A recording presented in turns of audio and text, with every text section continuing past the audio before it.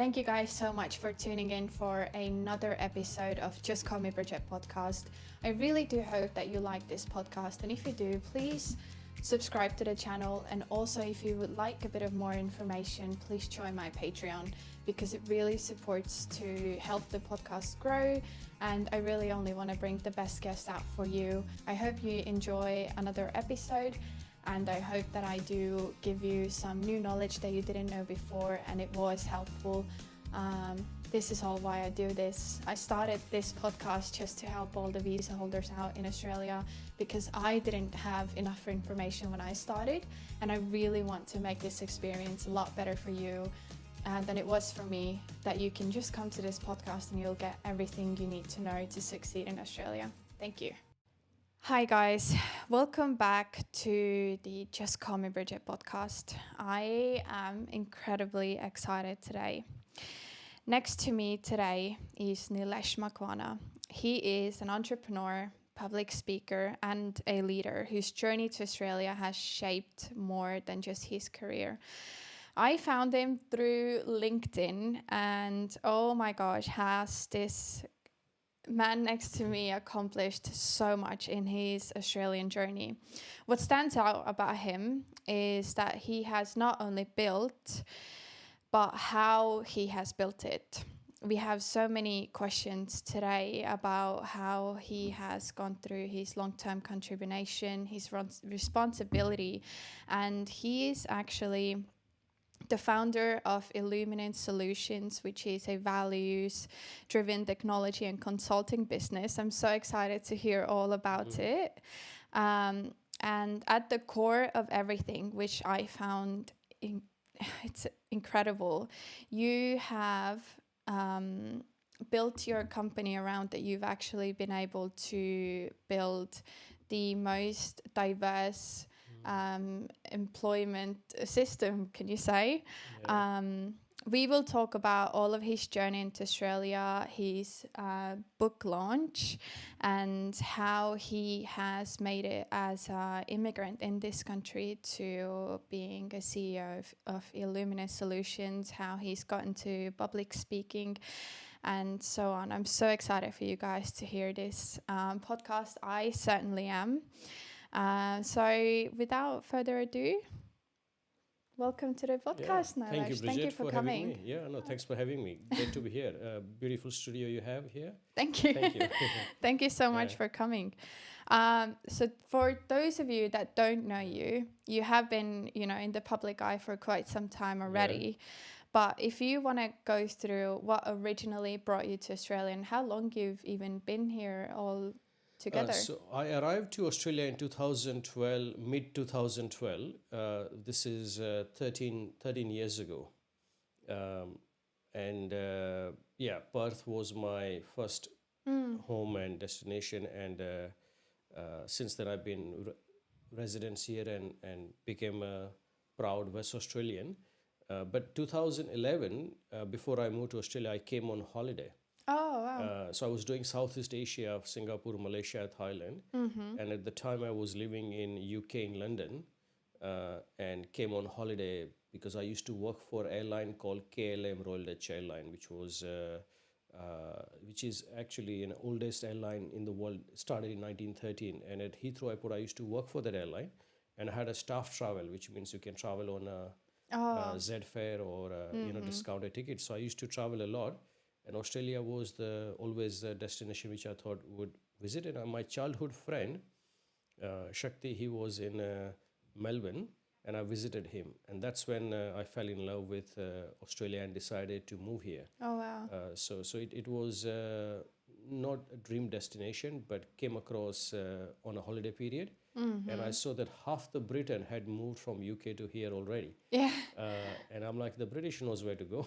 Yeah.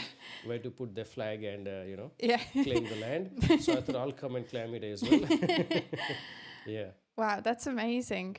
Have you always been very entrepreneurial? Yes. So when I was in school in Mumbai, in India, and in Gujarat, where I'm from, I was not interested in classrooms or sitting and studying and reading. I was very outdoor and active person. and the education system is you have to memorize it and then go to the exam, and that's just you have to vomit it out on paper, you know. But for me, that method didn't work, and I was always interested in practical things. And being where I'm from, Gujarat, and the community which I belong to, there is usually an entrepreneurial background or interested in hustles, you know, side hustles. So while I was trying to study, I had a side hustle of making money. And I started selling ball pen in school, uh, stickers, glowy stickers to kids. So I buy in big packet in bulk, and then I sell individual stickers to kids. And then slowly I moved outside of the school market classroom to sell stuff to more sandwich maker, toasty machines, and then mixer grinder, which used to be quite popular at that time in 90s.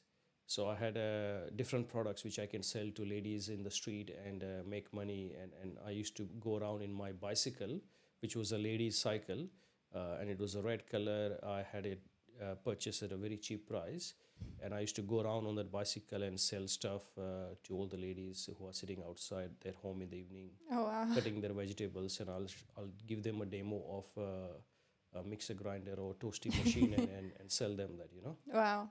Where do you reckon that came from? Where you're I don't know. I just wanted to be independent and have this excitement of sales and finding something for $2 and sell it for $10 or $20, and this excitement to have challenge. And when people say no, nah, I don't want it, then you go and try convince others, and you try to sell. So I think that excitement of economics of selling and making money. I didn't need money. My father was kind enough to send me. I used to live with my grandfather alone and looking after him, and I used to have the pocket money and house money and fees money sent from my father in Mumbai. But I always wanted to not spend that, because that money which he used to send me was a cash bundle from the bank, which are fresh money, and it comes in a bank bundle, and it's so crispy and clean and new, and you don't feel like spending, you want to hold it. So I used to stack them up, whatever money I used to get from my father, but I make my own money and I spend that money, you know. Oh wow. Wow. Yeah. When did, because now, you know, with Illuminance solutions, when did that come into, and where did, you know, the interest and knowledge of technology even come to you?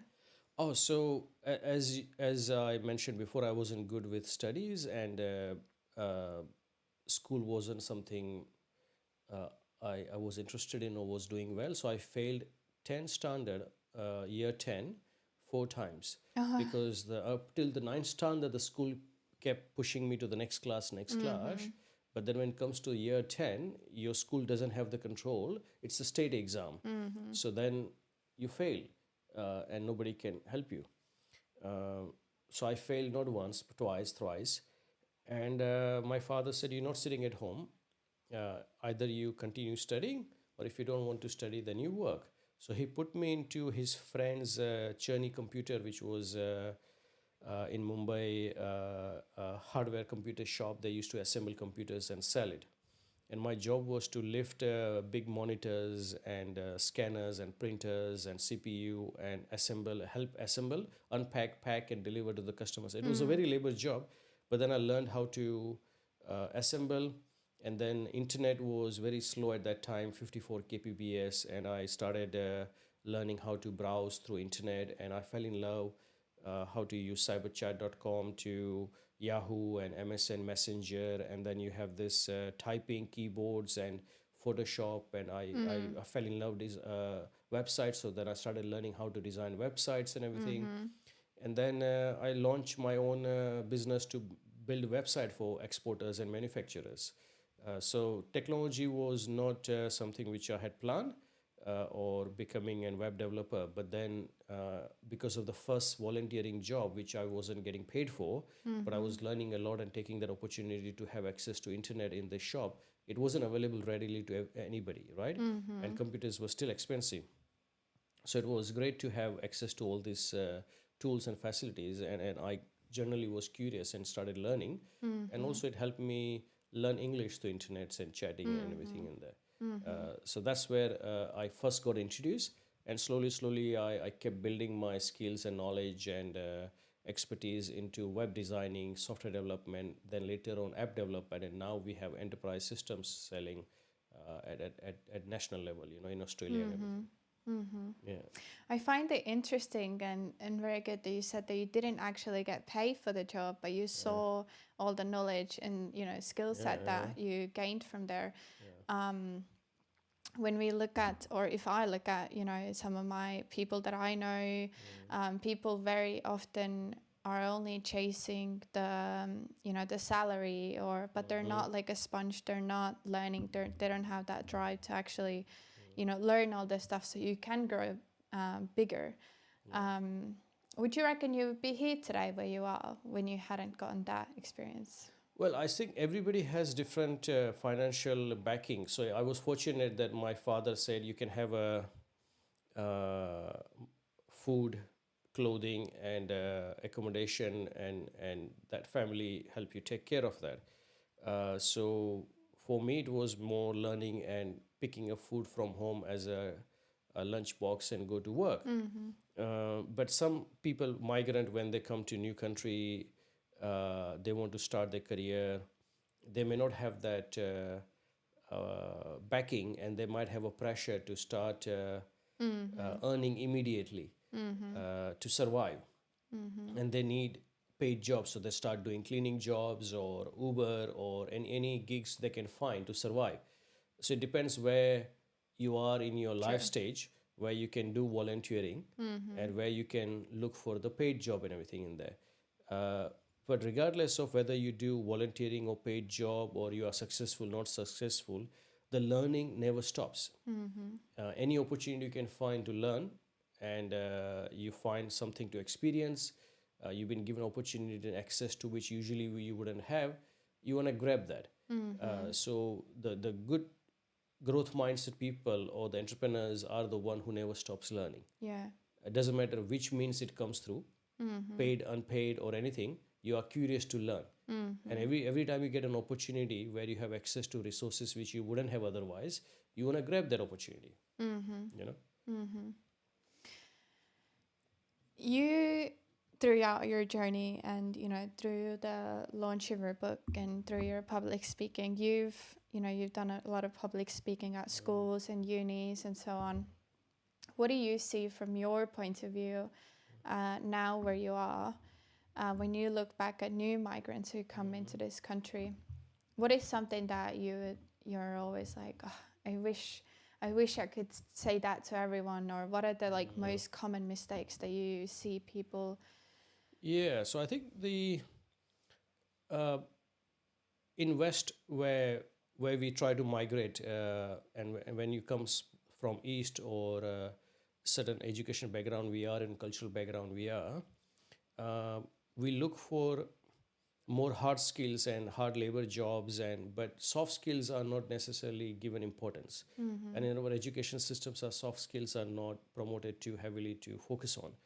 So I wish that when new migrants comes to this country and they start focusing on not to be afraid to put themselves out there, self-promote, do public speaking, not to be afraid to reach out to high stakeholders or influential people. You have not to worry about confidence. Oh, my English is not great. My accent might be not great. Oh, I look different. No. You are individual, and you are going to be who you are. Doesn't matter where you are. You just have to embrace yourself and put yourself out there. But initially, people are afraid in a new environment, new country, new culture, and they worry so much that they hold themselves back rather than opening up and putting themselves out there 100% without worrying. So when you have done some inner work and you are comfortable with yourself and you go to the new environment, you can be yourself.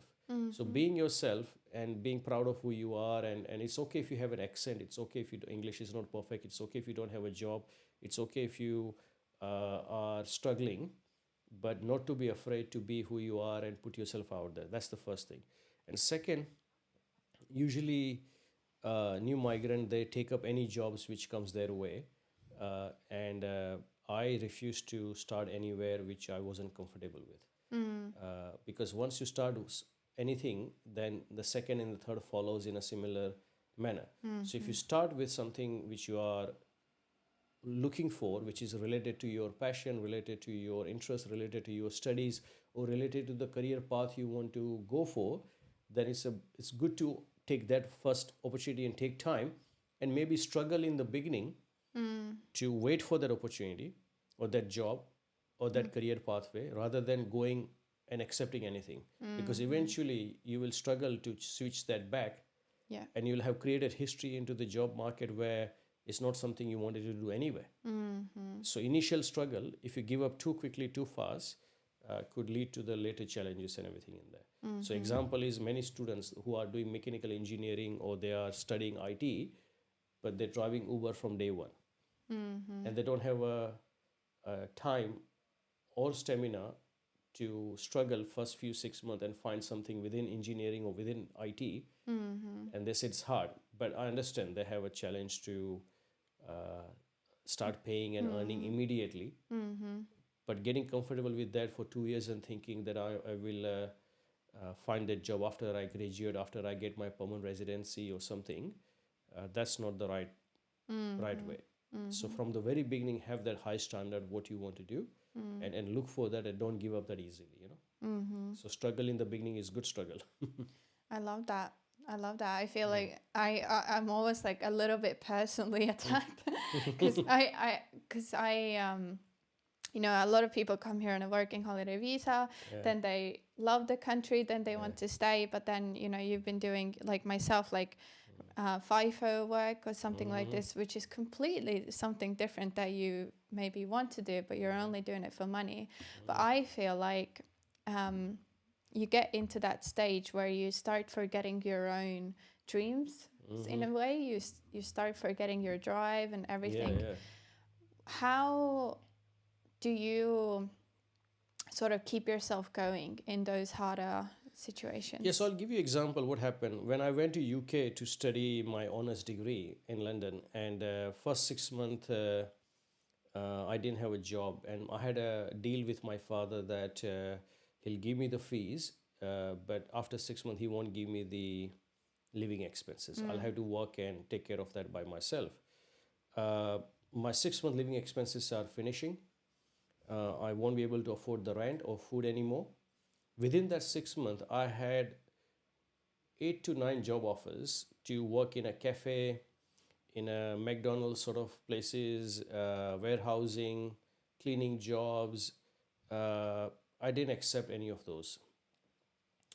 I was studying airline and airport management, and my drive was to join aviation, either airline or airport jobs. Not easy to come by, and not easy for international students because you need a security pass to work at the airport and airline and everything.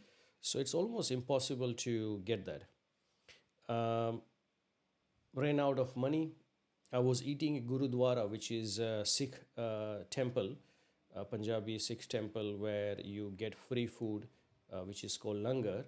And I was eating there to sustain. And my housemate, who was sharing a room in my apartment there, I was eating his milk and cereal, and he was okay for me to share the few kitchen items with him. I had a job interview with Marks and Spencer. Now, Marks and Spencer is a big brand in UK. They're very well known for their quality and customer service, and it's a prestigious name within the country for a long time. I didn't have money to go to interview because it was outside London city and you had to take 2 trains and 1 bus, and it was early morning interview. So I borrowed £20 from my housemate to pay for the direct bus from where I was living to that interview place, and went for interview. Managed to pass that interview. There is a whole story how I passed that and how it happened and everything. but managed to pass that interview, got my first job with Marks and Spencer, which is a big brand, and I got trained on customer service and how to serve customers. I learned a lot of great tips and tricks and cultural nuances within British culture. And my second job was with KLM Royal Dutch Airline, because it's all about customer service whenever you work for airline at the check-in and everything in there. And because I was trained in a good brand at Marks and Spencer, and I had worked already customer-facing role, the airline gave me that opportunity again, and then I stayed with them for 6 years. Now, if I had accepted all the jobs which I was offered that time, then my first break wouldn't start with the customer service role which airline was looking for and everything in there. So I think I'm not saying it's not good to do jobs. Sometimes you have to do all kind of odd jobs to survive and everything in there. But how much can you push yourself to the limit where you say, you know what, I'm not going to give up. It's okay if you have to eat somewhere else. It's okay if you have to almost become not able to. But then I had a psychological safety that if I'm really, really struggling and can't pay the rent, I could possibly ask a family to say, hey, please extend support for another few months. But I didn't want to take that, you know. So I managed, and somehow I got the first gig, which led me to the second good gig, you know.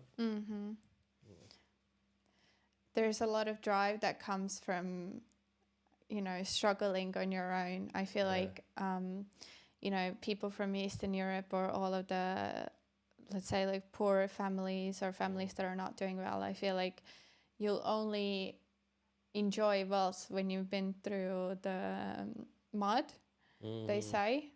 Do you reckon that you would have had that drive to really go for it and to really push yourself to where you are today if you never had those like financial struggles, or if you never had that sort of feeling like I wanna make it myself? Look, I don't think I come from a very rich family, or I had all the backings all the time, and we did take a loan from the bank to pay for the fees, and I knew that family struggling to, it's never easy to send people abroad, and my father did all he could to support me, but we weren't like sitting there and saying, hey, you can have everything what you want. Growing up also, we grew up in a place where you had basics met, but it wasn't the higher middle class or luxurious life or anything. You had to work for it, and basics were given, but not something which you might have a great laptop to use immediately, great car, or cycle which you can buy, but basics were taken care. And I had always desired to do something on my own all the time. Yes, you can borrow money. You can, most students, international students, when they come here, they'll take a loan either through family or through external means, but then you do have to go through your own struggle. And yes, it's nice to have a financial backing, struggle, or family or friends which will step. But it's more psychological safety if you have those, and that helps you. But you don't rely on that, you don't take up that help. So I always had those people behind me who say, you know what, you struggle, and if you fail, you go down, we are here behind you. You know? And when you have that kind of support, that's more useful. Yeah. But it doesn't mean you have to rely on it and take that support and money. You know, I never relied on those people who were going to back me.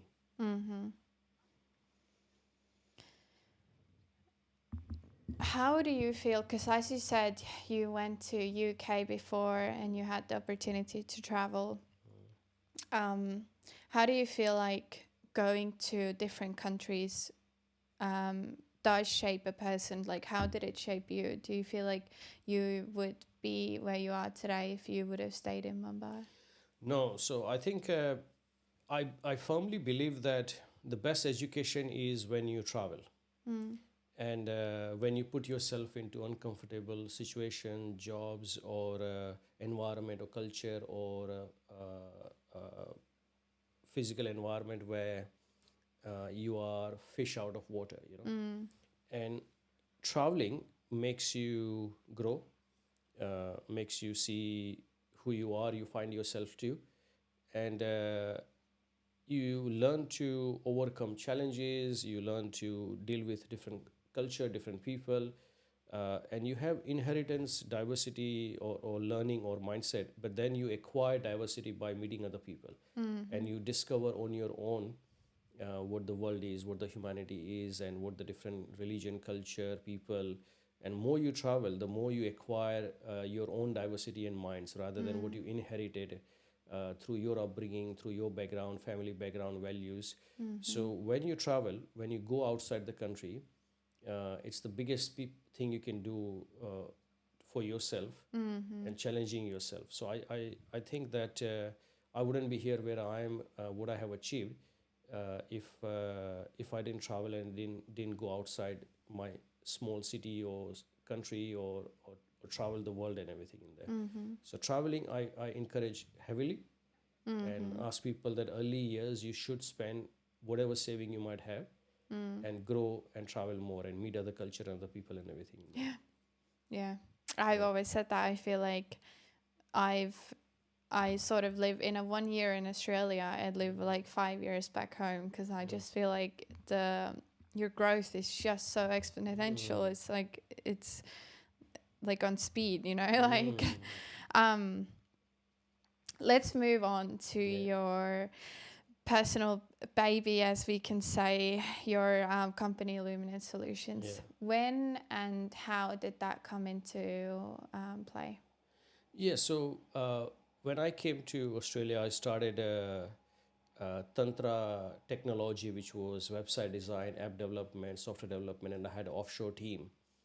And later on in 2015, 2012 is when I started that, and I knew that as an international students, when you come here to do masters, people will expect me to start working all sorts of odd jobs, and it wouldn't be easy to find a job. And Australia has this really great system called ABN, Australian Business Number, and you can just apply online and you can start invoicing people. So you could be self-employed and you do your own taxation end of the year. So you can actually find projects and deliver and invoice the client. So I started that business from day one and build it up. But 2015, I met Vincent Lam, who is my business partner. And him and I both, he was also from Hong Kong, China, became entrepreneur himself, started a small business in a CRM.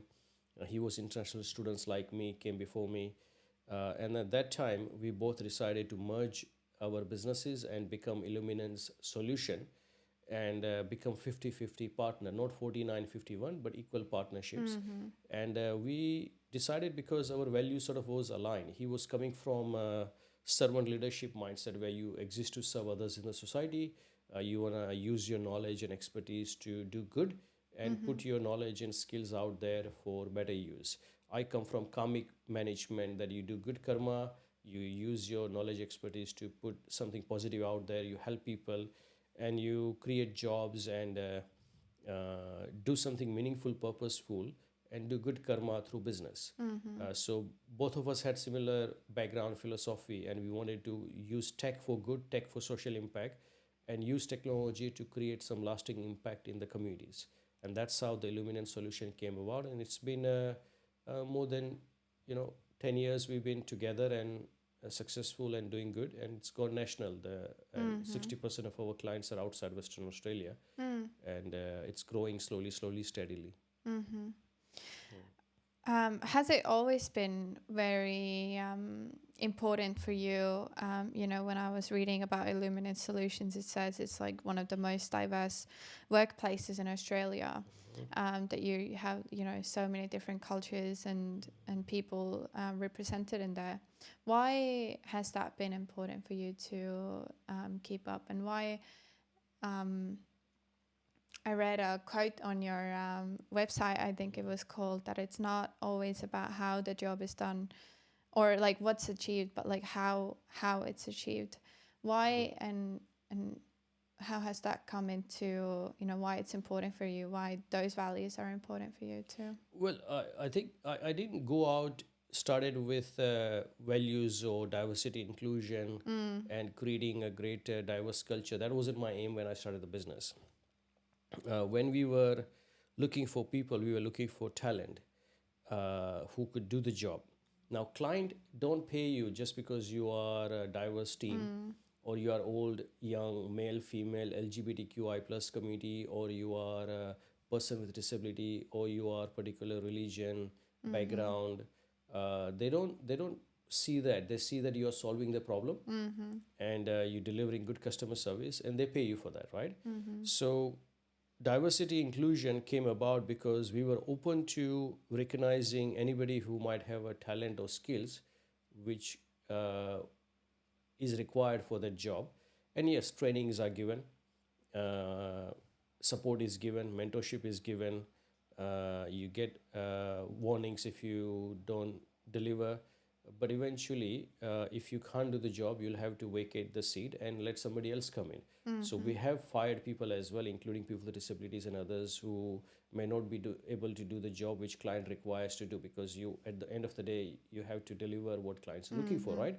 But at the same time, you are open to anybody who has a talent, and you don't have biases to who they are, where they're from. As long as they got the work permit to work and they are willing to learn and grow and work, they are welcome.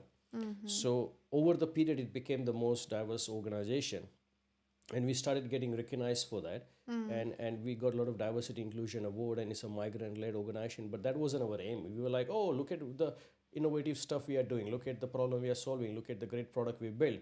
But they started recognizing us for our diversity innovation. Now, yes, diversity does bring a different thought process in terms of team culture. Different Every culture brings their own problem solving. When you have a very diverse team, the dynamics are different. So it has its own benefits. But to go and say, no, we're going to create a most diverse company, that wasn't the aim. It just happened organically. So we don't have a gender diversity policy. We don't have a diversity quota.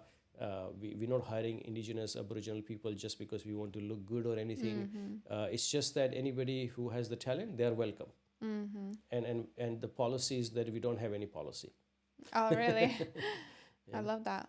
I love that. I feel like that has come in the last 5 years a lot in Australia. You know, they've tried to forcefully make all the women work in mining and so on. So it's become more of a thing of, like you said, like it's a quota that we need to fill out.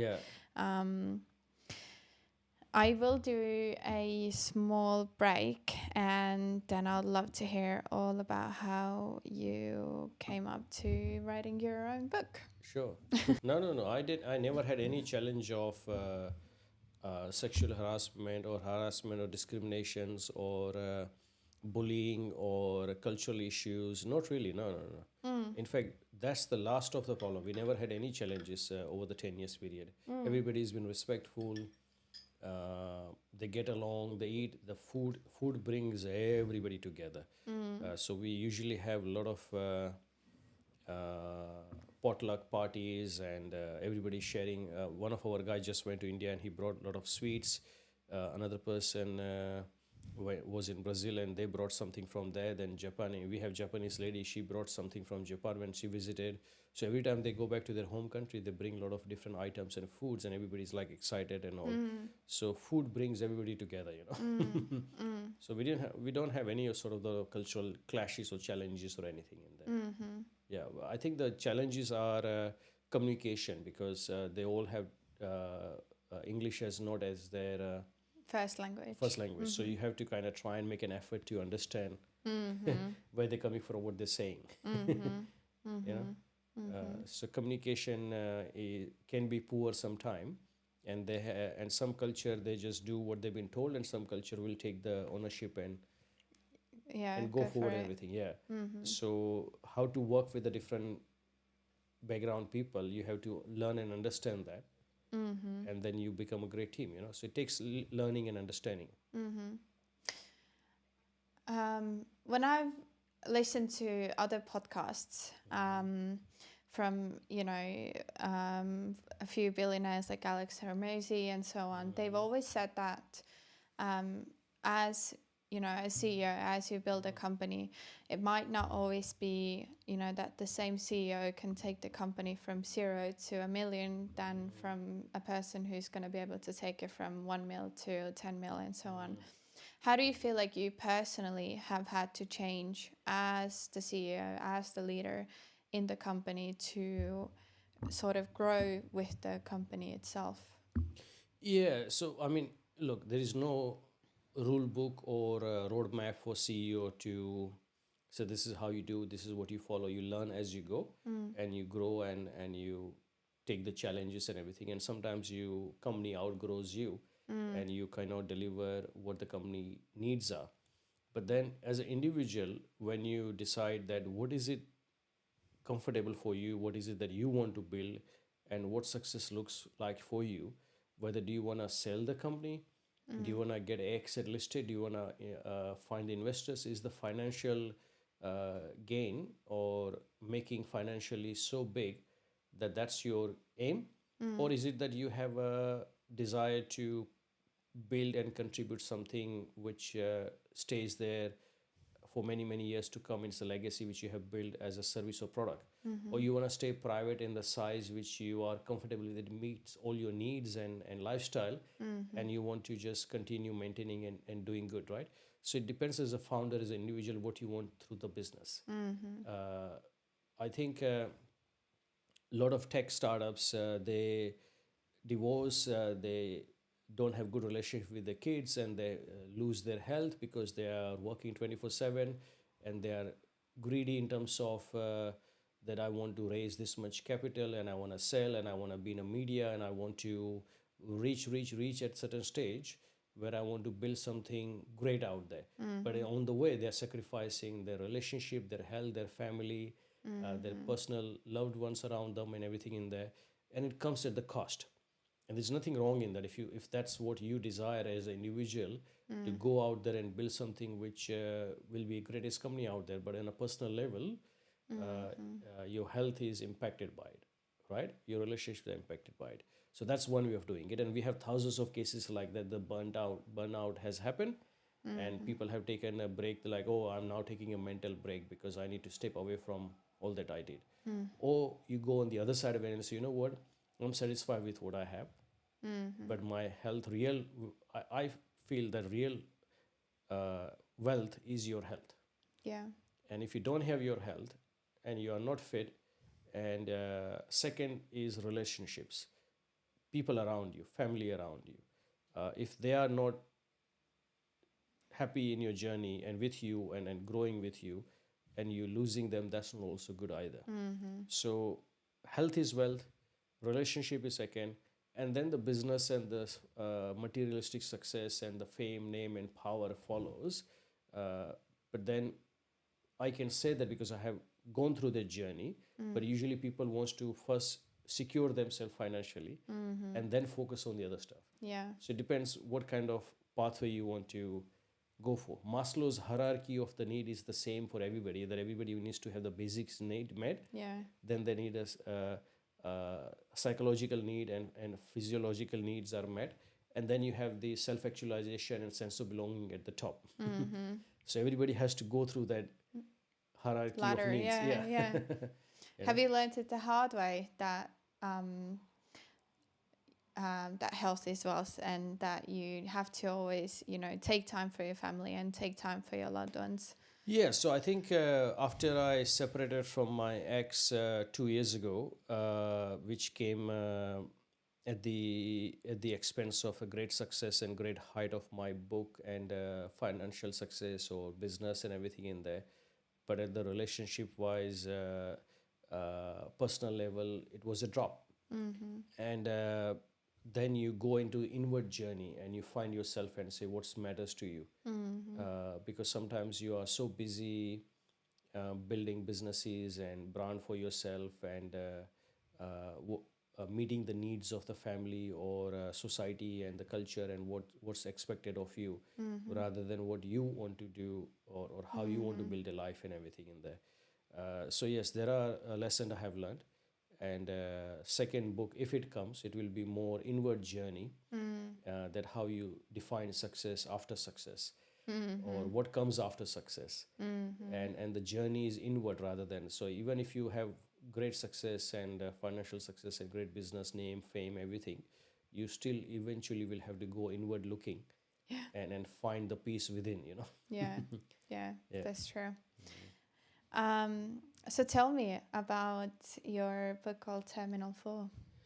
So Terminal 4, An Entrepreneur's Journey from Bicycle to Business Class. This book came about because when I got the global award from Microsoft for social impact, and a few other awards happened, and the business was doing good, and I was doing a lot of public speaking, and everywhere I went, they asked me a lot of questions like we're doing today, this podcast, and I had a lot of interviews and media articles and everything. And whenever I did public speaking, everybody started asking question, oh, how did you go about doing this? How did you do that? Or what was the reason for this and XYZ? When the COVID hit, I had a time and opportunity to sit back, relax, and my ex and one of the writer from Business News helped me craft it, put it together, and it was a teamwork. We thought putting a book together might help new migrants, entrepreneurs, young people who wants to start their business, who wants to move to the new country, or those who are looking to start a business after they have worked many years and they always had a desire to do something on their own, but they need a little kick or push to start their own journey on entrepreneurships. So we put the book together. Of course, I'm sharing my journey, tips and tricks, and very raw and honest truth and how I went about and behind the scenes and everything. But along the journey, the book has a lot of takeaways, every chapter, and practical tips in there. And the initial first draft which we did beta testing, beta reading, which means we gave the books to 10 migrants, 10 international students, 10 successful business people who have made it big, and everybody was given book to find a feedback out of it. And we received some positive feedback, some critical feedback, and eventually the book was ready to be get launched. And what came about the most is that they've all found relatable, and it's like a human story, and when you read it you will find something similar to what you went through as well. So there's nothing new in there. It's just that everybody goes through the similar journey, and some people think that, oh, if I knew this now I would have done it better. So then some people, when they read it before they go into their own journey, there are some tips and tricks in there and some stories in there which they'll relate and say, oh, no, okay, now I wish I knew this before, but now I know and I can do this differently and everything. So it's been taken positively. People like it.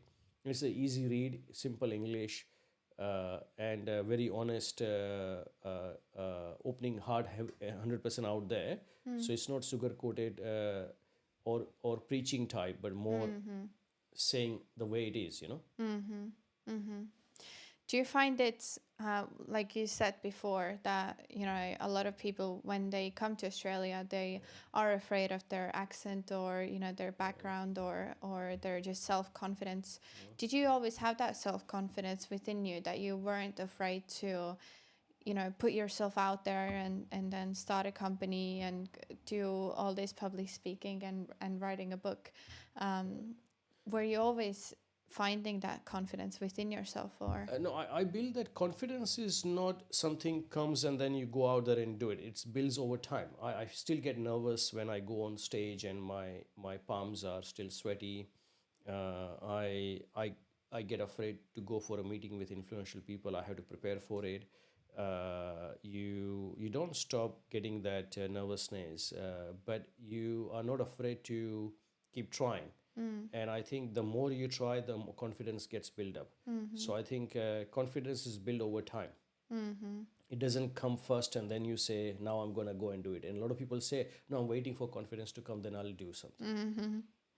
Or it's like white people, when I go on a parties, they say, no, I want 5 drinks before I get onto the dance floor. yeah.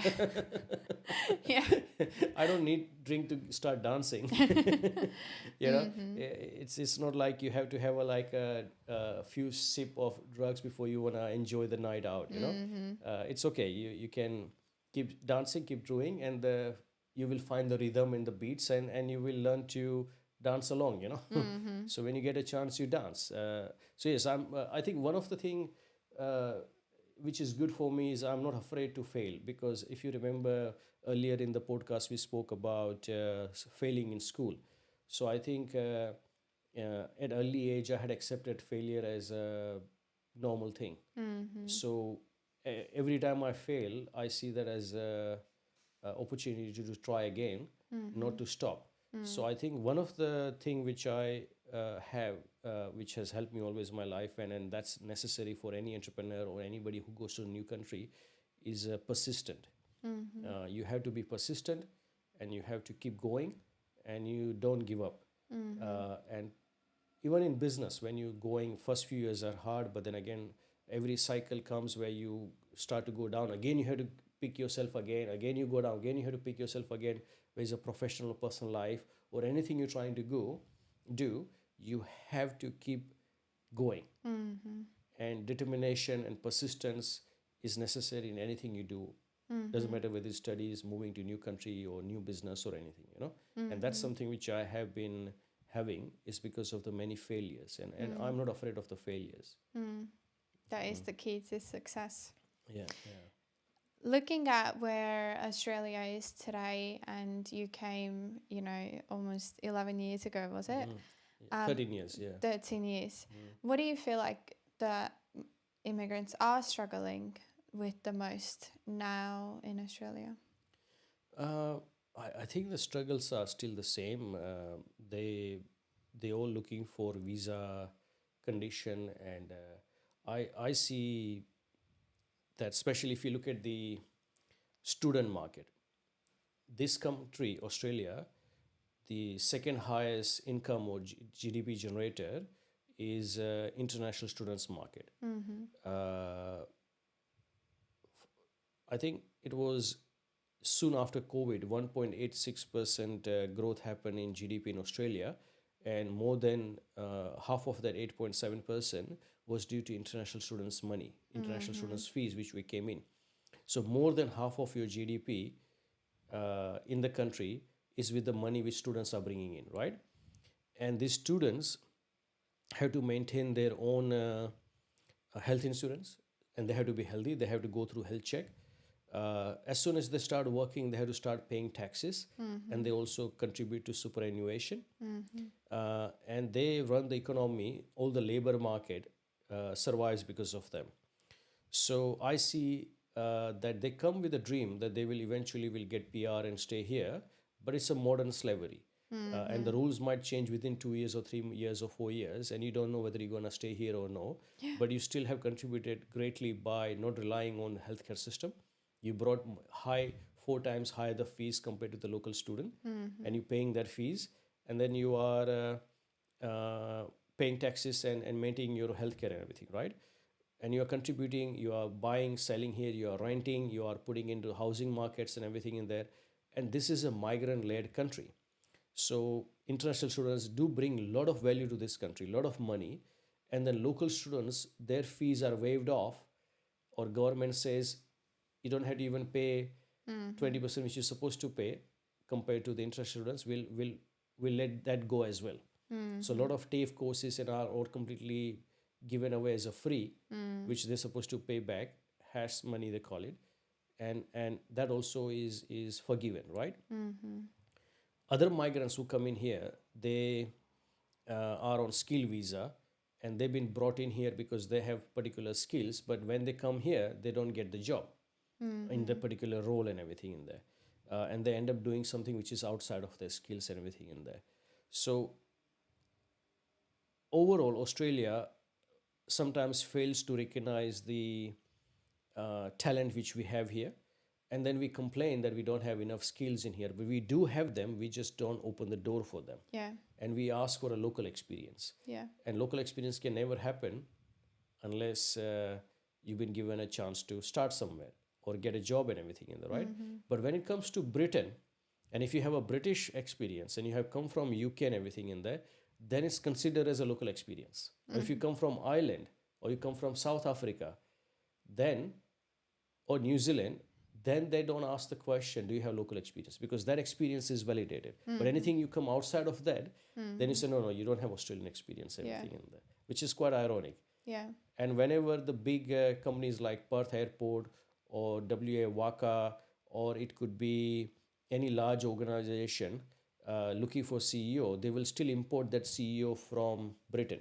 So the recruiters company, executive recruitment, when they are looking for CEO levels, they won't recruit from locally here, but they will go again back to UK and import that from there. Yeah. Uh, so we still have that challenges within Australia, that we do not recognize the talent, we already have it, and utilize them, create opportunity for them. Now on the other side, the migrant who are new to the country, they also have something to improve or change. When they've been given opportunity, they need to stick to that organization which gives them the opportunity. Don't use them as a stepping stone, and leverage first job as just to get into the market and then move on to the second and third very, very quickly. So sometimes this migrant, when they get opportunity through small businesses, mid-sized businesses, they move very quickly to $20,000, $30,000 rise pay, and they say thank you for opportunity, but now I'm moving on. So they get trained and they move on. So then small and medium businesses, which are 93% of the market in Australia for employment services, they struggle to retain, and big corporate will take the one which are trained by the small businesses and everything in there, right? So the big fish will always get ready-made talent, and the small businesses will continue to train out there. So I think the migrant, when they come to the new country and everything, if they've been given first opportunity, they need to learn to stay loyal and help the business who open the door for you, and help that business to grow, and you also grow along with the journey and everything in there. And that's something which Australia faces challenges, or migrant who have a short-term thinking. So both sides had things to learn. Yeah, I guess there's different visas with working holiday visa, for say you're not even allowed to work more than 6 months for one employer. So no, but it that's does another create, modern slavery, I would call it, that working holiday is designed for farming communities and mining communities who needs cleaning jobs and the fruit picking jobs, and they are designed specifically for that reason. The whole scheme is you have to go and work in those areas to be able to extend your stay here and go further. International students are given part-time rights, so they can only do those labor jobs or cleaning jobs and others, which casual jobs, and you get minimum wage paid and everything in there. So those visa conditions are kept in mind for the need of the country, that what kind of labor they need and how they're going to meet that. So it is in a way modern slavery, but then people are looking for better life and better opportunity, better air, better health services, with the hope that they will go through this initial struggle of 6 years or 10 years until they become a citizen, and then eventually they'll have the good life. So yes, Australia does get first 6 to 8 years benefits of using as much as they can to the migrant, with a future hope that once they become citizen, they'll be able to enjoy that. So everybody pays the price,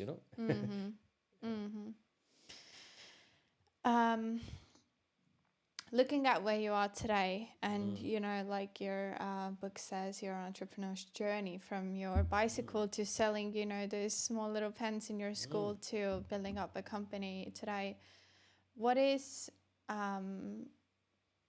another advice from you to young entrepreneurs right now in this changing world? As you said, you are in technology yourself as well, and we see all of these new advancements with new AI coming in. What would be your sort of suggestion? What should young entrepreneurs focus on now? Yeah, well, it's a lot of uncertainty right now. Next 5-10 years, we don't know what the job market will look like, and it's definitely not what it is right now, and it's changing very rapidly. But one thing is for sure, that that human connections and that intelligence which you require to connect with people, and that soft skills and multi-talent, which means you don't look for a job, but you have entrepreneurial spirit in you, and you are able to solve problems, and you are able to put yourself into different situation. You are able to mold yourself, and you are flexible enough to transfer the skill. No longer you can just say, I'm just going to be a lawyer, I'm just going to be a business analyst, I'm just going to be a mechanical engineer, you will have to be able to adapt and shift and change and have a entrepreneurial mindset. So I think being able to do business, being able to do something on your own, and not relying on the job market would be the safe bet, because jobs are not going to be what it is right now, or it may not exist. And I'm already seeing in IT sector a lot of project management, business analyst, HR, software developer, all those jobs are getting automated. And what you might need three people, now you can do with one person. And we already starting to see the impact and job losses already. So you cannot rely on traditional education systems and what you think you knew now, and you will have to open up and go beyond that. But user experience, understanding the psychology, able to solve problems, some of those skills will still carry on, which I feel. Before we turned the microphones on, I was asking you about the marketing of this book, and you mentioned how important for you for the sales was your personal relations and your network. If you know, as myself, a young entrepreneur like me, you know, who wants to put themselves out there, but who isn't in that net worth and in that network that they want to get to, what are your tips to get those relationships and to get into those circles and to, you know, put themselves out there so they can, you know, grow more? Yeah, I think there's a misconception which they said that should network, and I don't like word networking. It's not about, it's about connecting. And if you want to live longer, the social connections or social life is going to be the biggest contributor factor in your wealth and your health and your long life and happy life. Social connections are very, very important. But you don't go out there to say, oh, I want to find a job, so I want to network. Oh, I want to make money, so I'm going to go and network. Or I'm going to be influential circle because I need to launch my book or something. No. You are out there because you have something to contribute. You want to give back something. You want to be a person who is able to devote something, deliver something, help out something. And along the journey, you might meet all kind of people. You don't go out there just to say that I want to meet this sector, this people, this level people, rich, poor, successful, C-level. No, you're meeting all kind of people everywhere. And connecting with human being, you never know. One student might be struggling right now, but in 10 years later, he could be the most influential person out there. So you don't connect based on the title. You don't connect based on the what I can get out of that. You don't connect because where they're from or who they are. You connect because they're fellow human being. And when you start connecting with human to human connections, and you have a people to people connection, you have that respect, and you will build some relationship which are long lasting. You never know where it will come handy. So over the years, I met all kind of people at every level, and I never became part of just one circle, one group, one particular associations or anything. I was open to catching up and meeting and getting to know them at every level, right? And wasn't afraid to reach out to highest level possible, or the C level, or governmental ministry level, or to the bottom level. Doesn't matter where. They're all people like us, right? They're all human beings. And when after 10 years my book was getting launched, I reached out to people I knew, and 90% or 98% actually, only 2-3 organizations didn't come about, but all of them all organizations came about and said, sure, Nilesh, we love to launch your book. We love to be part of this journey. We have been seeing you, what you've been up to past 10 years, and we want to be part of this journey and help you launch the book and everything in there. So sometimes, and I didn't build those relations thinking, oh, one day I will need them. You know, you don't maintain those relationship thinking, oh, they might come handy someday. No, it's just the way of life. You are nothing if you don't have that community around you. But at the same time, you have to be by yourself, spend time with yourself. And it's not just about always connecting and networking and socializing, but also you have to have your own peace. and your own me time and everything in there. But Mm-hmm. that community living is necessary. We are nothing without our community around us and everything, you know. Yeah. So you have to find your tribe and be part of that. And Perth is my tribe, so it's not just within Perth's particular group, but this country, this city is where I feel home. And then people around us are all trying to have the same needs. They all have the same basics, Maslow's hierarchy of the need, you know. So all human beings, they have the similar needs, so you can connect at every level. I love that. I love that Yeah. idea, and it's very important to. That's why I started this podcast, because I was like, I'm so interested in every single person's journey, and even when you said before, like your book, that we can always feel that when we don't share our struggles, or when we don't share what we're going through, we can feel that I'm the only person who's going through this as an immigrant. You know, it's so hard, but there's thousands of people who are going through the same thing that you are, and there's like just patterns that people keep going through. um when you have gone to, you said you have more been with international students and in the students sort of community, and you've heard a lot about them.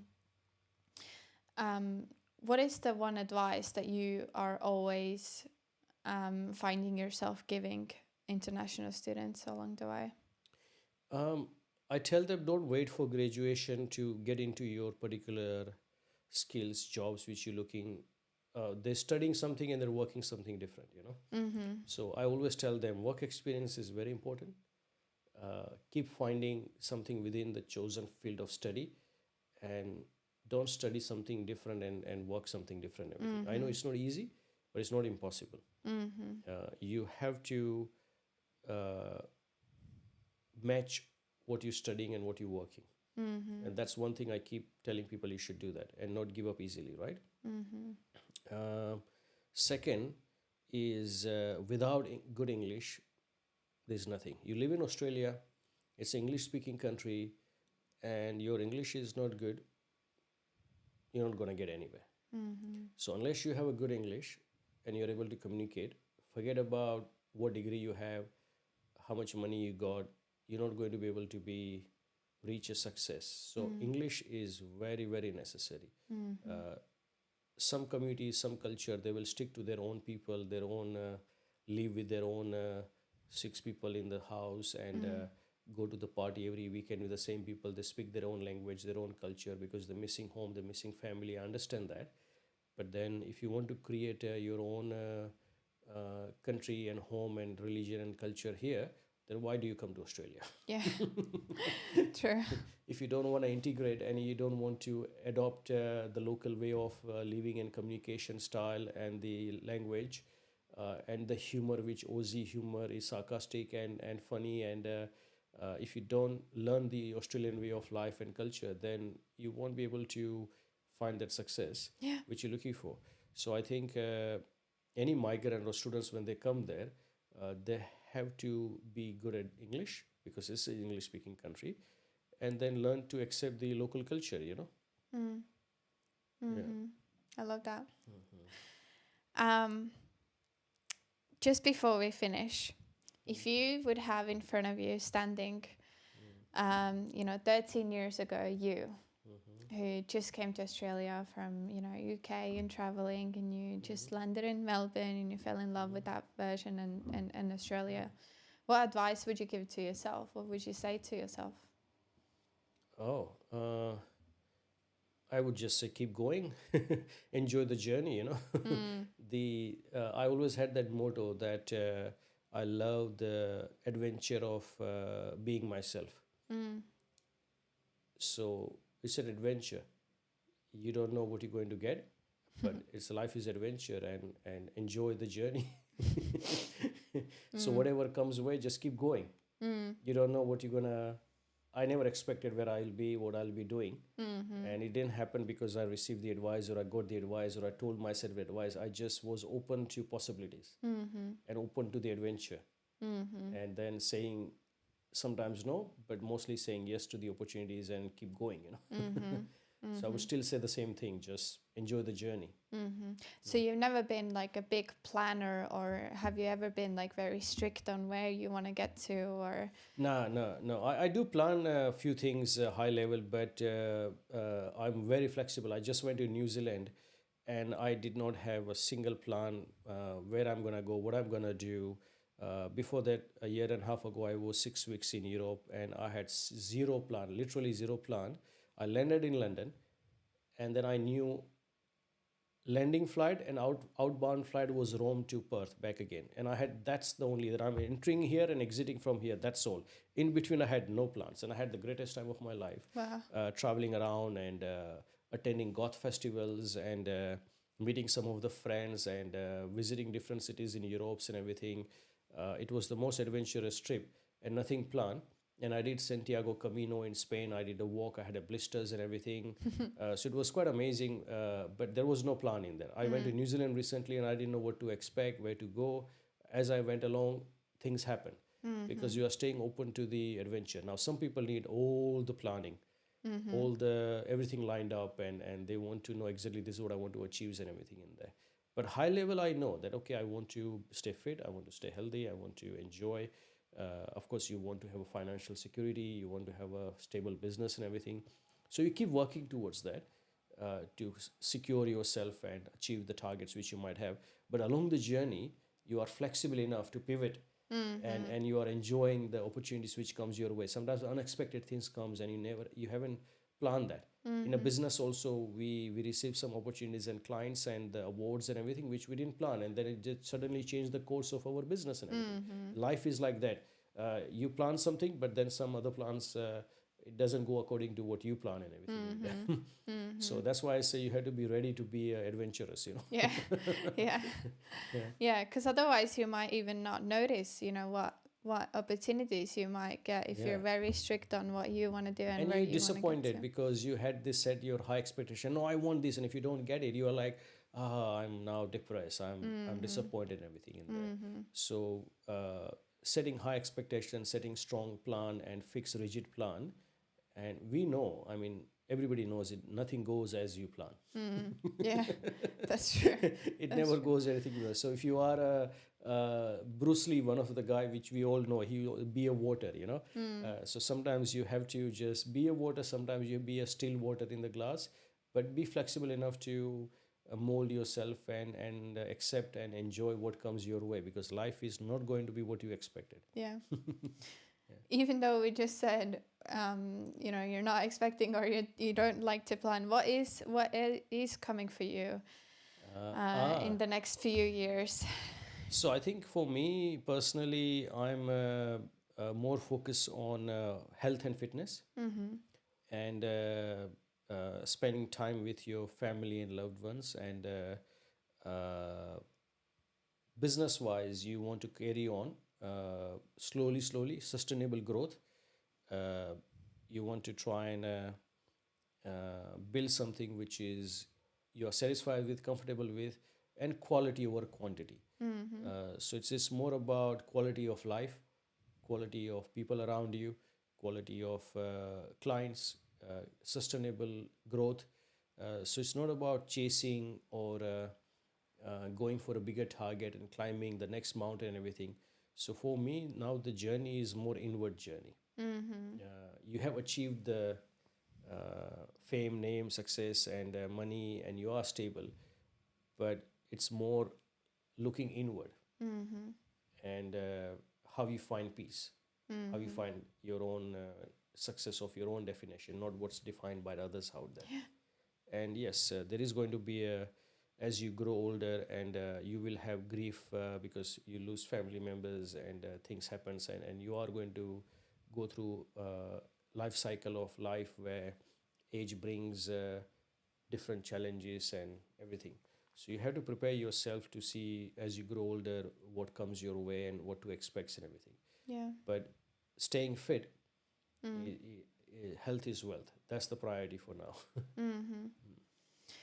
I love that you said all about that inward journey. I feel like, you know, through like social media and now with people my age, you know, going into their 30s still, there's a lot of this like hustle mentality and sort of like people deciding not to have kids, not to tie themselves into a marriage and only wanting to build companies. And then there's the other side of people who have built it all up.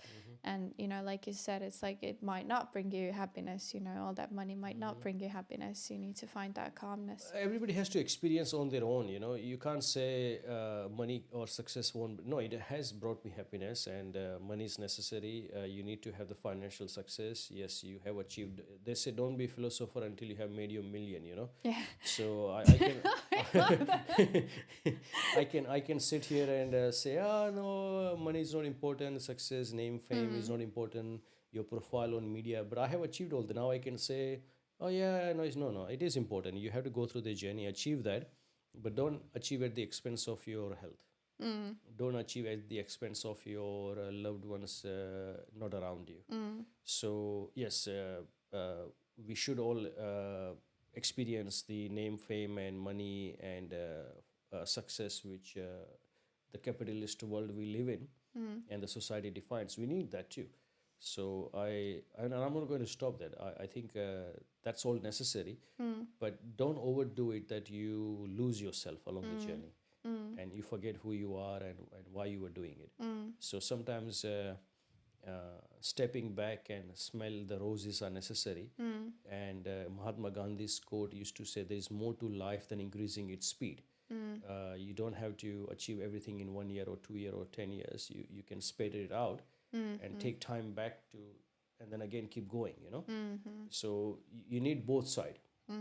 We live in a capitalist world, in materialistic world, where success is defined by what we achieved and what money can buy. And yes, money do bring happiness at a certain level, but it won't be complete happiness. You will still have to eventually go on a self-actualization and inward journey, and you have to define your own satisfaction and success and what feels good for you, not for what's out there, what people think. And if you are not on social media for a few months, nobody will realize that. Nobody will notice. Yeah, that's true. That's true. You know, if you are gone out of your circle and network, people will forget immediately. Out of mind, out of sight, out of sight, out of mind, they say.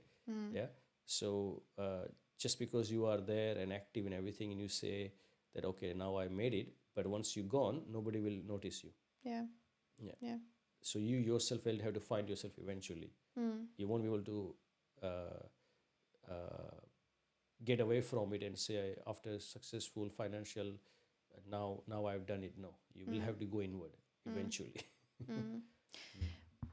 You mentioned today a lot about, doing, working in the field that interests you and so on. But what about those young people or even, adults who don't know what they want, who don't know what they like, who don't know what they want to build?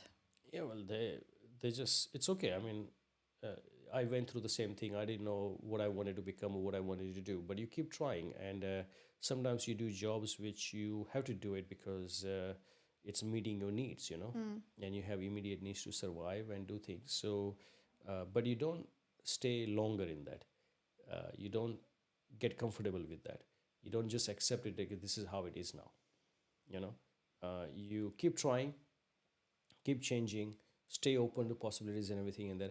And sometimes it's okay if you don't know what you want, but there are other people who they know what they want, and you join their journey and you become partner with them, you help them, and you say, you know what, at least you know where you're going. Let me be part of your journey and see if I can assist and become partner with you. And so some people say, I'm waiting for that idea to come to me before I start the business. Hold on, but somebody else has the idea. Become a part of their idea and see if you can contribute and share that success together. So you don't have to always have answer by yourself. Somebody else has something, join them, be part of them, and let somebody else guide you and take you on the journey with you. Yeah. Before we finish, is there anything else that we haven't spoken about today that you would like to bring out? I guess Australia as a country is one of the greatest. I've been to 54 countries and I've traveled many parts of the world. And I feel the country is truly heaven. is Perth is amazing. I love the people. I love the culture.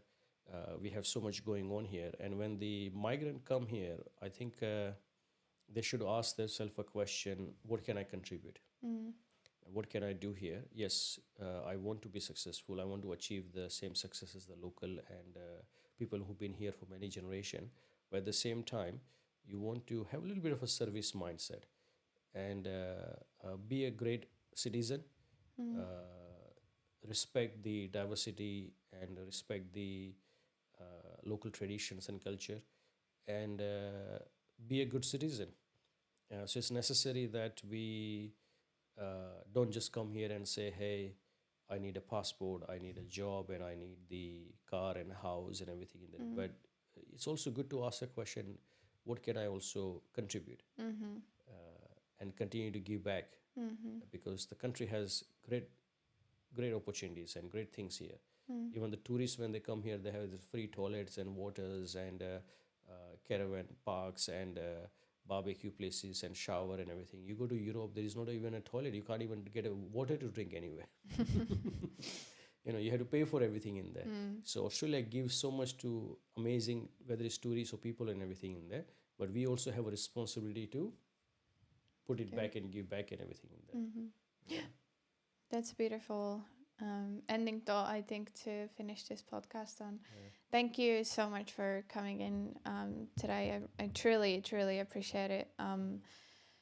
You taking the time out of your busy schedule to give back to the community, because your knowledge and then experience in this field is very valuable. Yeah, no, thank you for having me, Bridget. It's been great discussing with you. I hope the audience enjoys the podcast, and if my apology if I said something controversial, but I'm just being myself and being honest and opening my heart and telling what I feel it is, the way it is. And if someone was interested in buying your book, where can they get it? Oh, if they just Google Nilesh Makwana Perth, Nilesh, or they write Terminal for Nilesh book, they'll see the nilesh.com website, and there is a links to everything in there. So just asking ChatGPT or Google just the Nilesh Makwana Perth, they'll come across everything they need to know. Awesome. Awesome. Well, thank you again today. Yeah, thanks for having me. Cheers. Thank you. Yeah, cheers. Thank you for watching another episode of Just Call Me Bridget podcast. If you like this episode, please give it a thumbs up and subscribe to the channel so you won't miss upcoming episodes. And also, if you would like to see more of the podcast and more from our guests, subscribe to our Patreon channel as well. I have so much information in there already. You'll also be able to do a Australian consultation with me. And there's heaps of other different options, and you can also support this channel. If you do have any questions, or you have maybe other guests that you're thinking that you would love to have on this podcast, let me know in the comments down below. Thank you again for watching, and I'll see you in another episode.